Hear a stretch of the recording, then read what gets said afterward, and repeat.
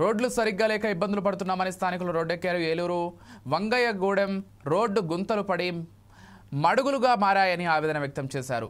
ప్రజలు ఎన్నిసార్లు విజ్ఞప్తులు చేసినా ఏ అధికారి చర్యలు తీసుకోలేదని ఆగ్రహం వ్యక్తం చేశారు. గత 15 ఏళ్లుగా ఇదే పరిస్థితి నెలకొందని ఆవేదన వ్యక్తం చేశారు.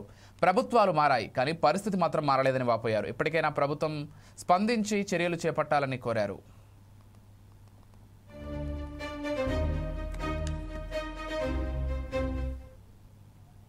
ఏలూరు జిల్లా ఏలూరు మండలం 14వ డివిజన్ అన్ని డివిజన్లకి ఉంది. ఇక్కడ నుంచి వంగయ్యగుడి నుంచి గుడివాడ వెళ్ళే రోడ్లు అసలు బాగోట్లేదు. దానివల్ల రవాణా కానీ ఎవరైనా చాలామంది ఇబ్బంది పడుతున్నారు. తర్వాత ఏంటంటే మూడు వెళ్తుంటే బళ్ళు పడిపోవడం కానీ గొడవలు జరగడం కానీ జరుగుతున్నాయి. కానీ ఎటువంటి ఇది ఆర్ఎండ్బి డిపార్ట్మెంట్ వాళ్ళు ఎవరు పట్టించుకోవట్లా.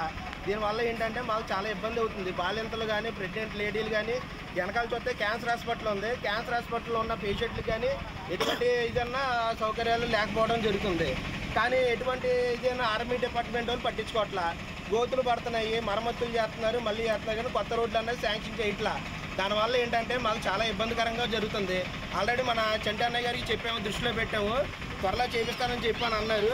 ఈలోపు ఆర్ఎంపీ డిపార్ట్మెంట్ అన్న వాళ్ళు ఎవరు పట్టించుకోవట్లా. ముందు ఆ డిపార్ట్మెంట్ అన్న వాళ్ళు వచ్చి ఏంటన్నది చూడకుండా అసలు ఏం జరిగిందో అన్నది కూడా పట్టించుకోవట్లా.